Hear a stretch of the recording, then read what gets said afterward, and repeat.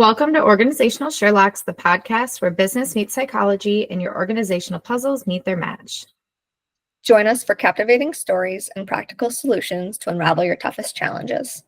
I'm Dr. Elizabeth Fleming. And I'm Morgan Ashworth, your guide to prescription for business success. Let's dive in. Hi, how you doing, Elizabeth?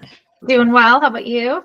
Good. In the second week of the new year now, and so I'm sure people are getting busy. I know that first week of the new year was absolutely hectic for me, in a good way, but it's because we finalized all of our buckets for our business initiatives for the new year. So kind of trailing off of last week's episode there. Absolutely. I know it's kind of an interesting time because it is really busy in the first week, as for both of us, right? And it's kind of like an emotional roller coaster a little bit too, of like, we just had this time off, or at least some time of rejuvenation. Off, more like it. Yeah, and now we're back. So, which is good. I'm excited to be back though. It's a bit of a fresh, or a breath of fresh air. Let's just get started on the new year. Mm-hmm, definitely. I know a lot of people are looking to the future right now.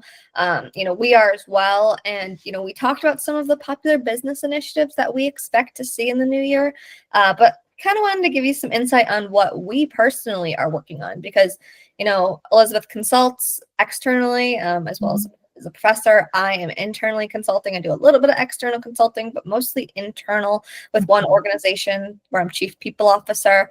And so for that reason, kind of want to give you insight on what we're doing in the new year.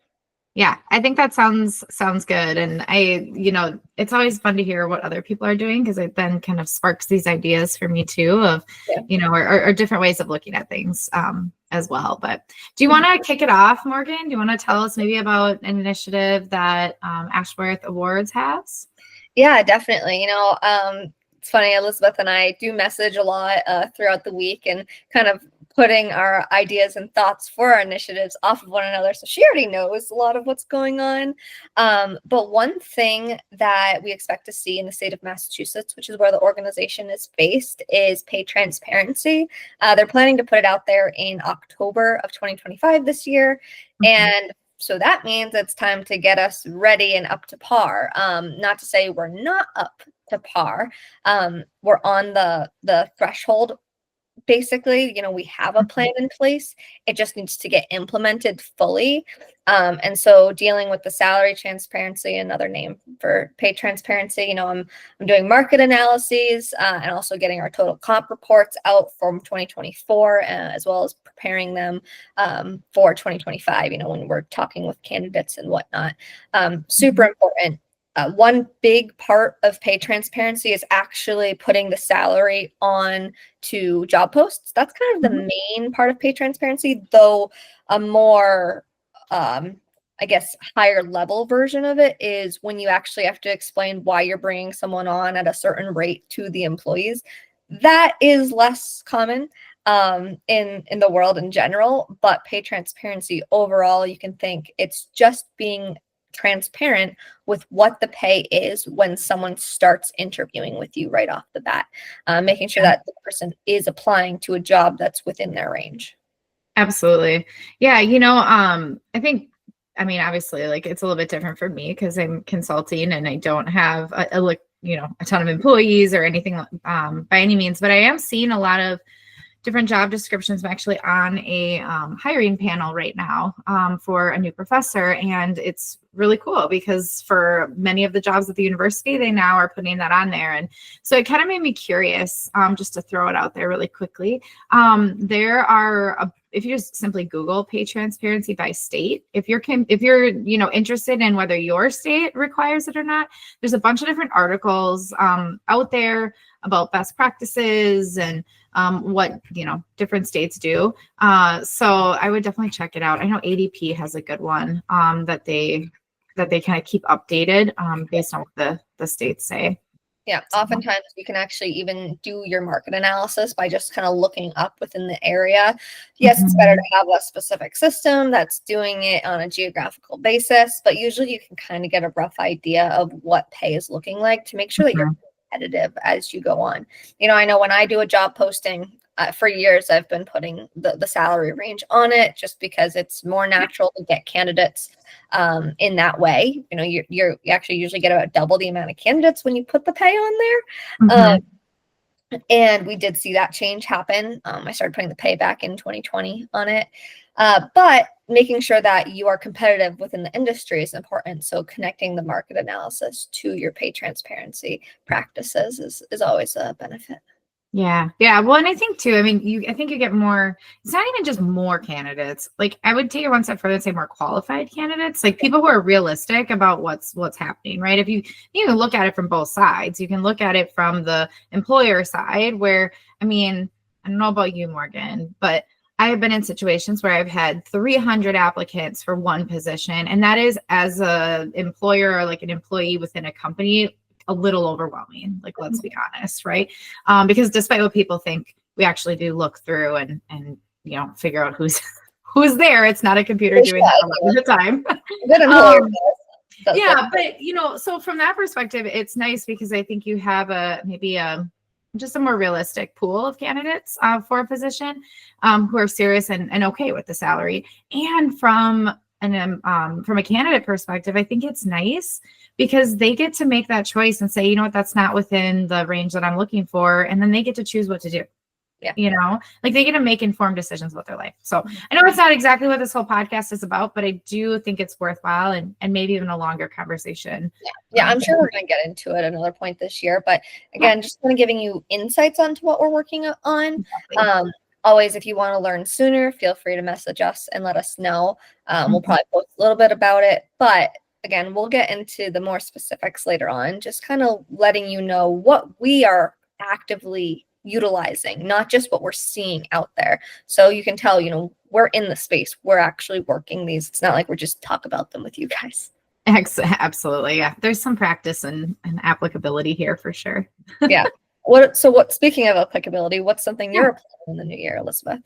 Yeah, I've been doing a lot of just thinking. I mean, as you know, I teach at a university and then also own Ep.2 Consulting, and really just kind of taking the time over the last few months to identify like what do I want Ep.2 Consulting to be? I guess I think about it as a who. I don't know why, but maybe it's because it's related to people. But what do we want it to be? What do we want it to look like, and what would the future state be like? And with that, I think one of the biggest initiatives I have is really refining the offerings and the services that we provide. So I know that, for instance, I'll just give a quick example. Change management is something that it's not just one thing. It's not just technology. It's not just a system or something like that. I mean, change management exists throughout an organization.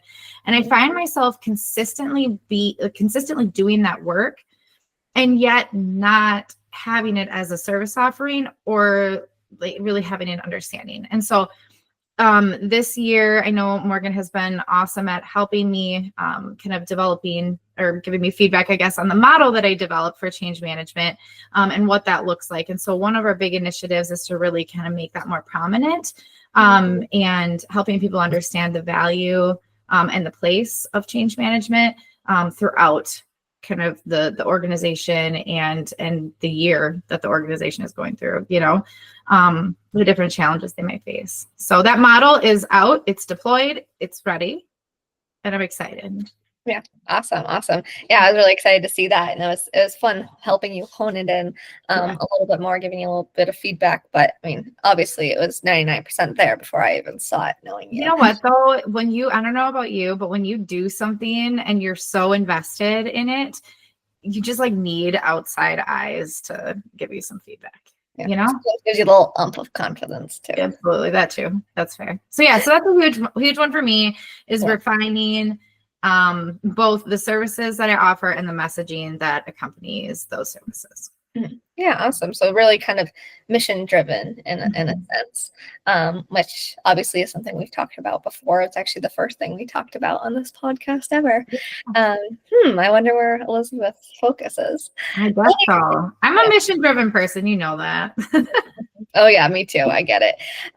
So refinement, you make me think of another initiative I'm actually working on, which is refining the statistical tracking of our production area.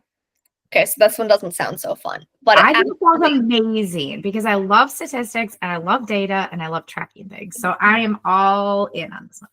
so funny enough, I might be helping with this, but I'm more consulting on this project. It's actually my manufacturing manager who is doing this project completely start to finish himself. I'm just consulting on it, tweaking it, giving the feedback. So it's kind of exciting for me because this is one of the OD projects, the organizational development projects that I am not, leading myself. So it's kind of exciting because I'm seeing other players in my organization work on this type of stuff. But anyway, that statistical tracking, it's supposed to help us with our lean manufacturing initiatives that we also have going on. Lean manufacturing is all about continuous improvement. It's about reducing waste where you can, as well as stopping waste from happening right from the start.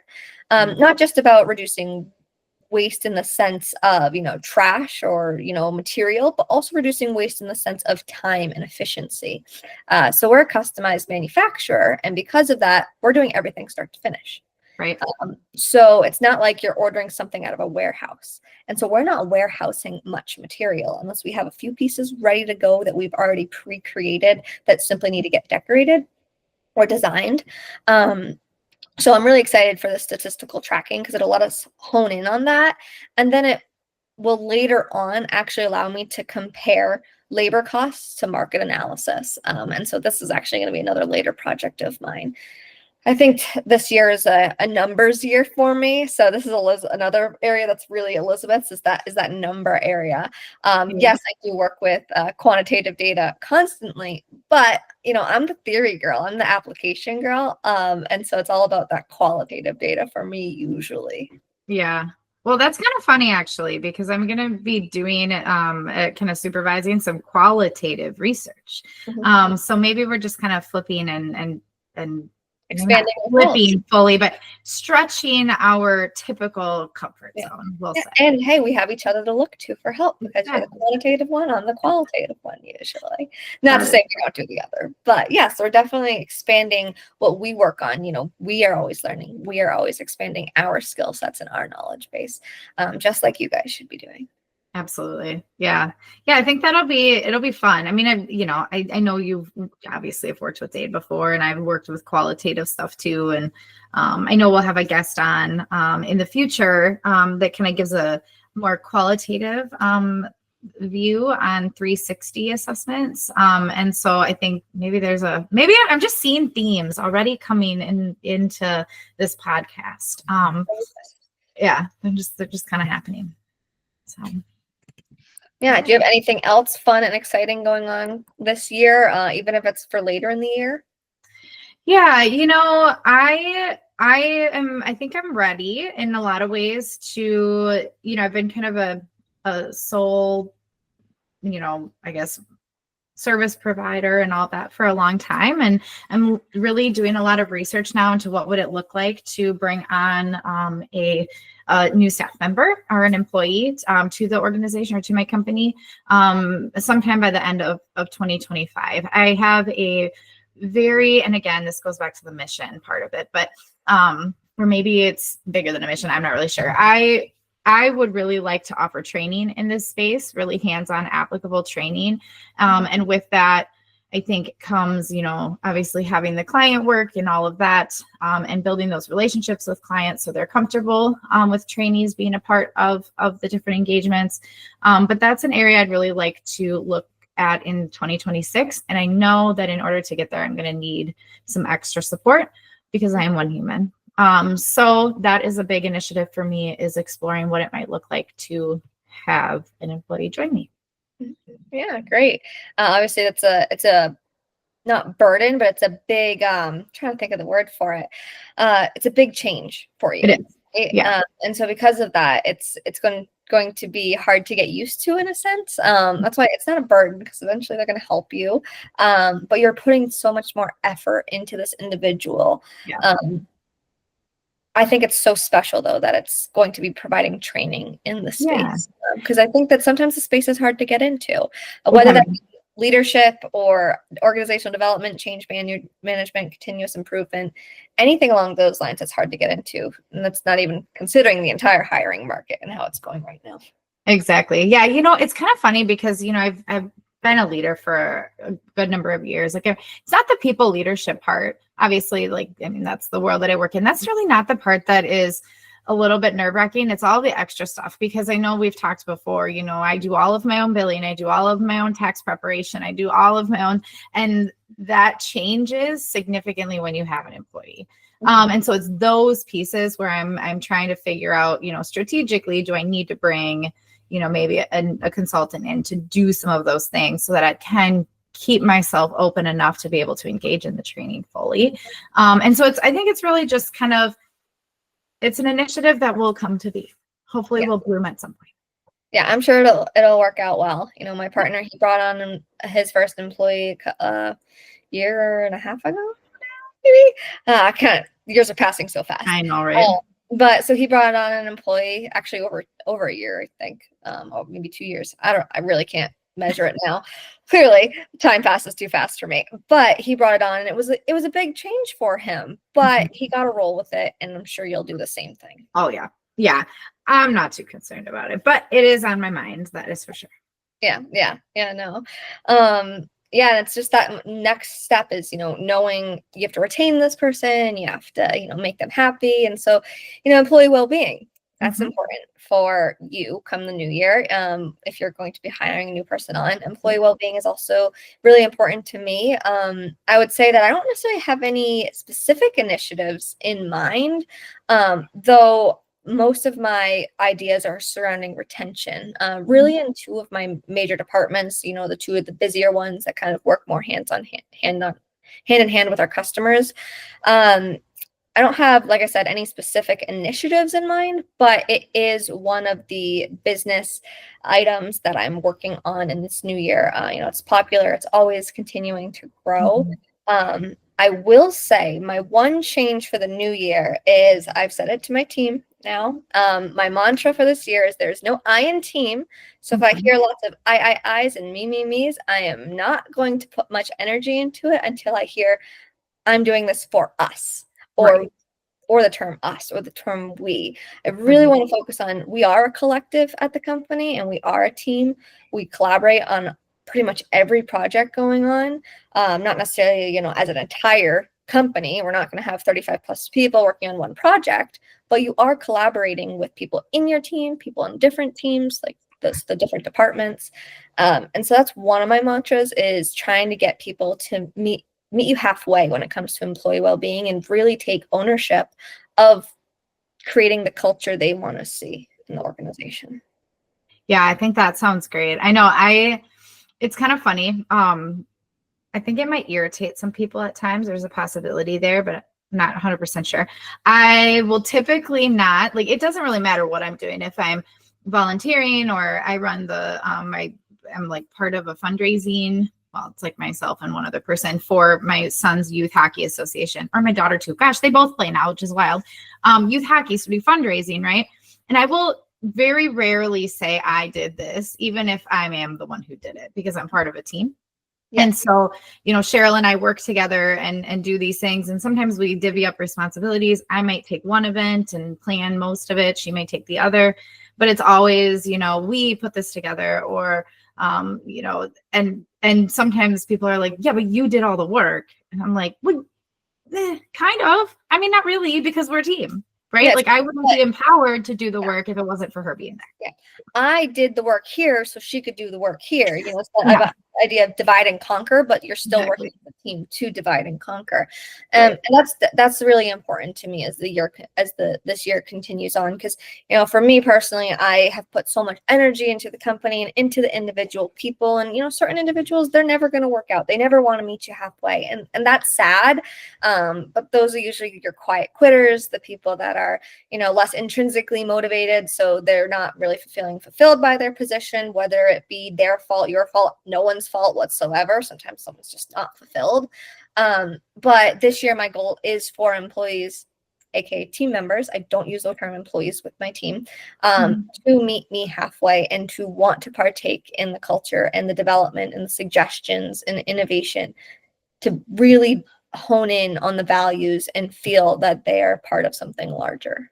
Right. So I Right. guess really in the end, it's driven down to mission and vision, but that makes perfect sense, because any of the initiatives I continue to think about will somehow come back to the mission and vision. oh, always.